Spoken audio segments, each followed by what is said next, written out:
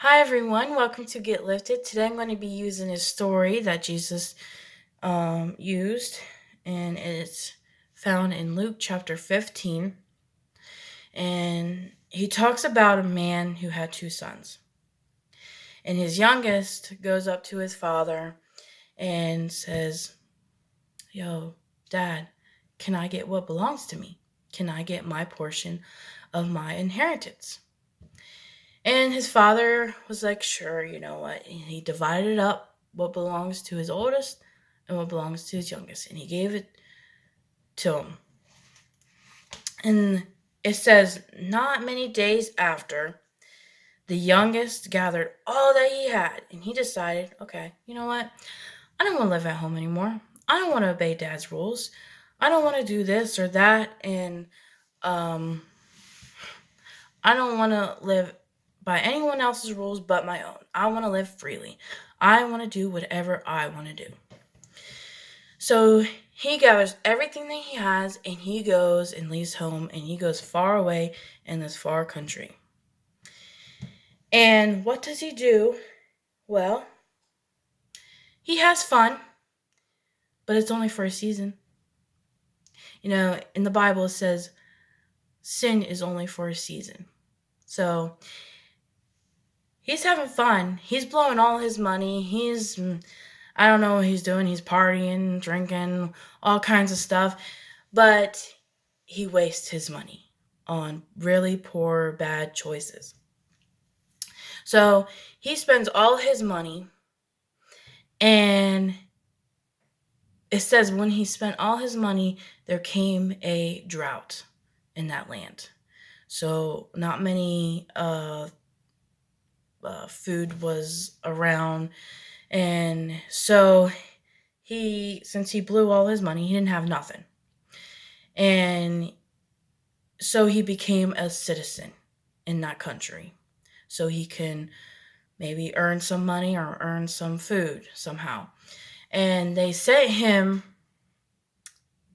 when he became a citizen, they sent him to feed pigs in this field. And he was longing to eat what the pigs were eating. He was actually considering, he was so hungry, he was considering of eating what the pigs were eating. But then he came to his senses. He realized, okay, you know what? I messed up. You know, I just spent my money carelessly and I just, um, I blew it, you know? And he came to his senses. He realized, my father is a wealthy man, and he has servants, and his servants have it better than I am right now. I'm here in this pig pen, and I'm hungry. I'm starving, and my father's servants have it better than I am. And so he told himself, I'm going to go to my father. I'm going to go home and I'm going to tell my father, I have sinned not only against you, Father, but I've sinned against heaven. So while I was out there blowing my money, I have sinned against heaven. I have just blown all my money and carelessly of what my um, earthly father gave me and just blew it. And I'm not worthy of to being your son. But if I can just be your servant. So he's told himself, you know what? I'm just going to go to my father. I'm going to tell him this. I messed up. I blew it. I've sinned against you. I've sinned against heaven. And I'm not worthy to be your son.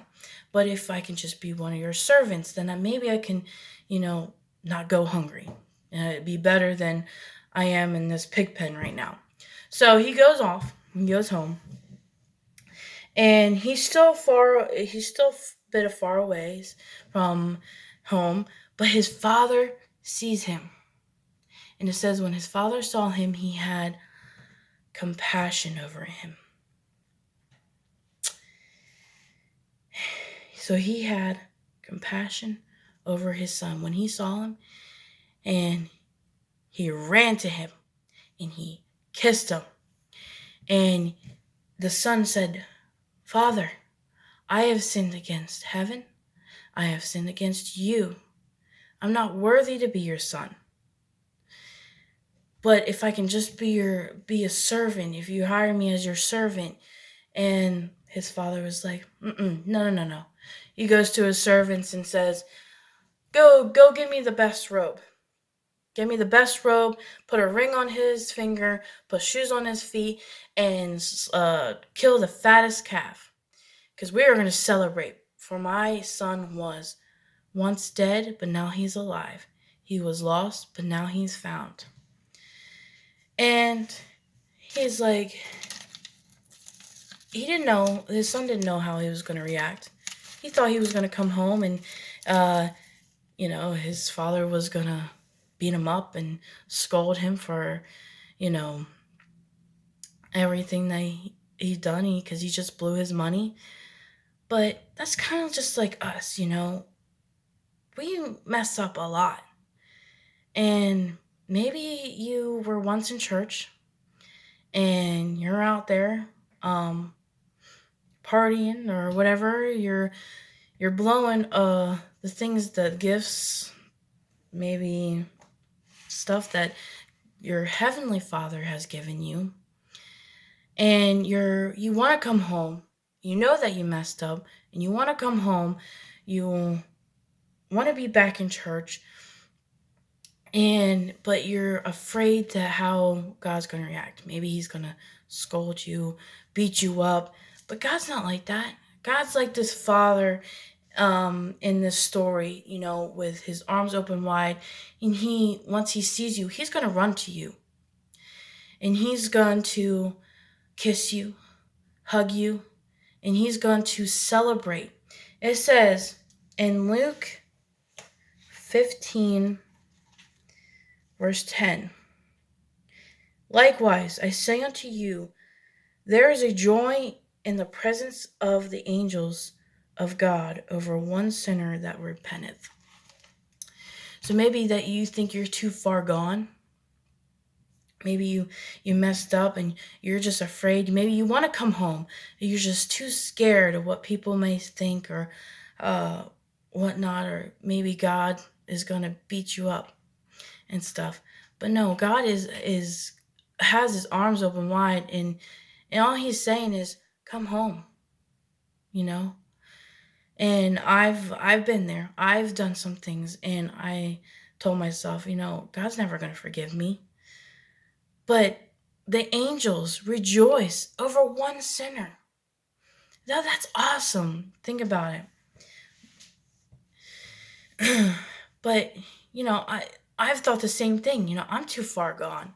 God's never going to forgive me. I've done so many bad things in my life. But no, that's not the case. God's just saying, come home. Come home, Hannah. Come home, or whoever I may be talking to. God is telling you to come home.